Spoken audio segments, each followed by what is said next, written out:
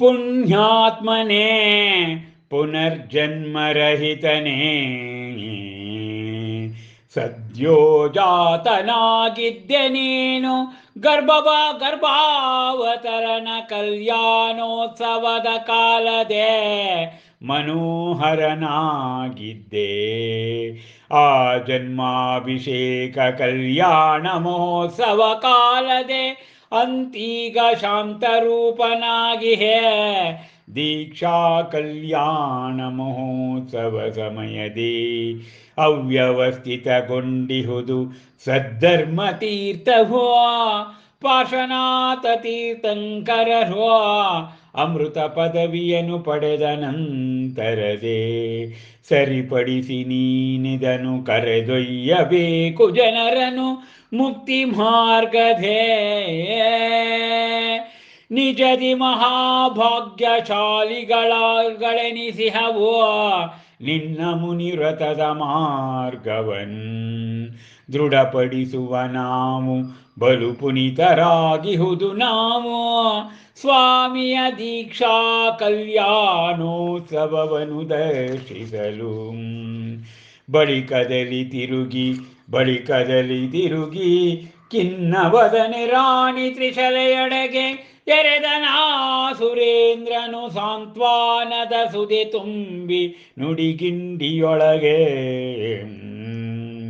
ದೇವಿಯೇ ಪರಮ ಪೂಜ್ಯರೆನಿಸಿಹಿರಿ ನೀವು ತೀರ್ಥಂಕರನ ಜನನಿಯಂದೆನಿಸಿ ಇಂತಿರಲು ವಿಲಪಿಸುವರೇಕೆ ನೀವಿಂತು ಸಾಮಾನ್ಯರ ತೆರದೇ ಚಿಂತಿಸದಿರಿ ನೀವು ತೆರಳಿಹನೆಂದು ಮಹಾವೀರ ಕವರನು ವನಕ್ಕೆ ದೀಕ್ಷೆಯನ್ನು ಪಡೆದು ಇಹುದೆವಗೆ ಸಾಮರ್ಥ್ಯವೋ ಚಳಿಮಳೆ ಗಾಳಿಯನ್ನು ಸಹಿಸಲು ಕೂಡಿರಲವನು ಅಪೂರ್ವ ವಜ್ರ ಋಷಭನಾರಾಚ ಸಂಹನದಿಂದಲೇ ಸಂಪನ್ನನಾಗಿರಲವನು ಉದಾತ್ತ ಗುಣ ಸಮಸ್ತದಿಂದಲೇ ಹೊರಟಿಹನ ಮಹಾಧೀರ ವೀರನು ಹೊಂದಲಾ ಸರ್ವೋಚ್ಚ ತೀರ್ಥಂಕರ ಪದವಿಯನು ಅಂತೆ ತುಚಿಸುವೆವು ಅದರೆದುರು ಸಮಸ್ತ ಪದವಿ ವೈಭವಗಳು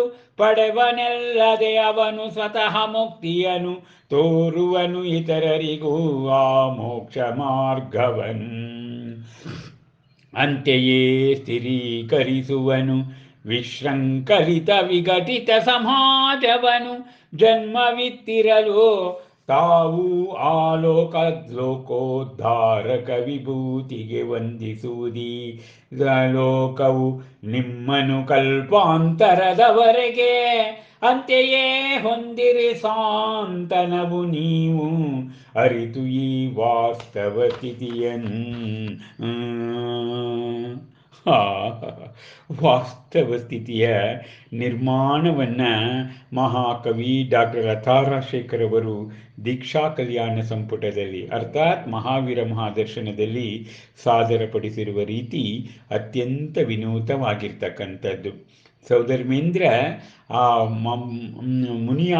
ಮುನಿಯಾಗ್ತಾ ಇರ್ತಕ್ಕಂಥ ವರ್ಧಮ ನನಗೆ ಹೇಳ್ತೇನಂತೆ, ನೀನು ಪುಣ್ಯಾತ್ಮ, ನಿನಗಿನ್ನೂ ಪುನರ್ಜನ್ಮ, ಇನ್ನೊಂದು ಜನ್ಮ ನಿನಗಿಲ್ಲ, ಜನ್ಮವನ್ನು ನೀನು ಹರಣ ಮಾಡ್ಕೊಂಬಿಟ್ಟೆ. ನೀನು ಸದ್ಯೋಜಾತನಾಗಿದ್ದ, ನೀನು ಗರ್ಭಾವತರಣ ಕಲ್ಯಾಣದಲ್ಲಿ ಸದ್ಯೋಜಾತ ಆಗಿದ್ದ, ಮತ್ತೆ ಜನ್ಮಾಭಿಷೇಕದ ಕಾಲದಲ್ಲಿ ನೀನು ಮನೋಹರನಾಗಿದ್ದೆ. ಈಗ ದೀಕ್ಷಾ ಕಲ್ಯಾಣ ಸಮಯದಲ್ಲಿ ಶಾಂತರೂಪಿಯಾಗಿದ್ದೀಯೆ.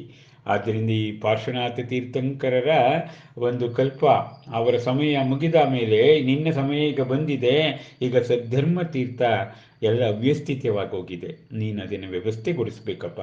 ಜನರನ್ನು ಮುಕ್ತಿ ಮಾರ್ಗಕ್ಕೆ ನೀನು ಕರ್ಕೊಂಡು ಹೋಗಬೇಕು, ಅವರ ಜನರಿಗೆ ನಿಮ್ಮ ಶಾಂತಿಯನ್ನು ಕೊಡಬೇಕು.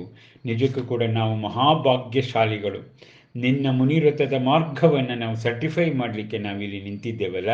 ನಿನ್ನ ದೀಕ್ಷಾ ಕಲ್ಯಾಣ ನೋಡಿ, ಇದು ಮನುಷ್ಯರಿಗೆ ನೋಡ್ಲಿಕ್ಕಾಗೋದಿಲ್ಲ, ಇದು ಪಂಚಕಲ್ಯಾಣವಾಗ್ತಕ್ಕಂಥದ್ದನ್ನು, ಆಯಿತಾ. ಆದರೆ ದೇವತೆಗಳು ಮಾತ್ರ, ಎಲ್ಲ ಪಂಚಕಲ್ಯಾಣಗಳಲ್ಲೂ ಕೂಡ ದೇವತೆಗಳೇ ಮೊದಲಿರ್ತಾರೆ ಎನ್ನುವುದನ್ನು ನೀವು ಗಮನಿಸಬೇಕು. ಬಳಿಕ ಅಲ್ಲಿ ಖಿನ್ನವದನೆಯಾಗಿರ್ತಕ್ಕಂಥ ತ್ರಿಶಲೆಯ ಕಡೆಗೆ ತಿರುಗಿ ಸುರೇಂದ್ರ ಹೇಳ್ತಾನಂತೆ, ನುಡಿ ಮಾತುಗಳಲ್ಲಿ, ದೇವಿ ನೀವು ಪರಮ ಪೂಜ್ಯರು, ನೀವು ತೀರ್ಥಂಕರರ ಜನನಿ, ನೀವು ಸಾಮಾನ್ಯ ಸ್ತ್ರೀಯಂತೆ ನೀವು ಏಕೆ ಚಿಂತೆ ಮಾಡ್ತೀರಿ? ಮಹಾವೀರನು ಈಗ ವನಕ್ಕೆ ದೀಕ್ಷೆಯನ್ನು ತೆಗೆದುಕೊಂಡು ಹೋಗ್ತಾರೆ. ಅಲ್ಲಿ ಚಳಿ ಮಳೆ ಗಾಳಿಯನ್ನು ಸಹಿಸಲಿಕ್ಕೆ ಅಪೂರ್ವ ವಜ್ರ ಋಷಭ ನಾರಾಚ ಸಂವಹನದಿಂದಲೇ ಆ ಚಳಿ ಮಳೆ ಗಾಳಿ ಇವೆಲ್ಲವನ್ನು ಆ ಮಳೆ ಉಪಸರ್ಗಗಳನ್ನು ಸಹಿಸ್ತಕ್ಕಂಥ ಒಂದು ಶಕ್ತಿ ಅವರಿಗೆ ಬರುತ್ತೆ. ಆದ್ದರಿಂದ ಮಹಾವೀರನ ಸರ್ವೋಚ್ಚ ತೀರ್ಥಂಕರ ಪದವಿಗೆ ಆಕರರಾಗ್ತಾರೆ. ಆದ್ದರಿಂದ ನಿಮ್ಮ ಸಮಸ್ತ ಪದವಿ ವೈಭವಗಳು ಅವನಿಗೆ ಬೇಕಿಲ್ಲ, ಮುಕ್ತಿಯನ್ನು ಪಡ್ಕೊಳ್ತಾರೆ ಮತ್ತು ಇತರರಿಗೂ ಕೂಡ ಮುಕ್ತಿಯ ಮಾರ್ಗವನ್ನು ಬೋಧಿಸ್ತಾರೆ. ಆದ್ದರಿಂದ ಈಗೇನು ಸಮಾಜ ಕಲುಷಿತವಾಗಿದೆ ಭೂಲೋಕದಲ್ಲಿ, ಆ ಸಮಾಜದ ಒಂದು ಸಮಾಜದ ಶಾಂತಿಗೆ ಕಾರಣರಾಗ್ತಾರೆ, ವಿಭೂತಿ ಪುರುಷರಾಗ್ತಾರೆ. ಆದ್ದರಿಂದ ನಿಮ್ಮನ್ನು ಕೂಡ, ನೀವು ಜಿನಮಾತೆಯಾಗಿರೋದ್ರಿಂದ ಕಲ್ಪಾಂತರದವರೆಗೆ ನಿಮಗೂ ಕೂಡ ಅದರ ಸುಖ ಸಿಗುತ್ತೆ. ಮತ್ತು ನೀವು ನಿಮ್ಮದೇನು ತೀರ್ಥಂಕರರ ಮಾತೆಯಾಗ್ತಕ್ಕಂಥ ಭಾವವನ್ನು ಎತ್ತಿದ್ದೀರಿ, ನೀವು ವಾಸ್ತವ ಸ್ಥಿತಿಯನ್ನು ಅರ್ಥ ಮಾಡಿಕೊಡಿ ಎಂಬುದಾಗಿ ಹೇಳ್ತಾರಂತೆ. ಅಬ್ಬಾ, ಎಂತಹ ಮನೋಜ್ಞ ಕಾವ್ಯ ಇದು. ಈ ಕಾವ್ಯವನ್ನು ಕೇಳ್ತಾ ಇದ್ದರೆ ನಾವು ಮರೆಯಾಗಿ ಹೋಗ್ತೇವೆ ಮನಸ್ಸಿನಿಂದ.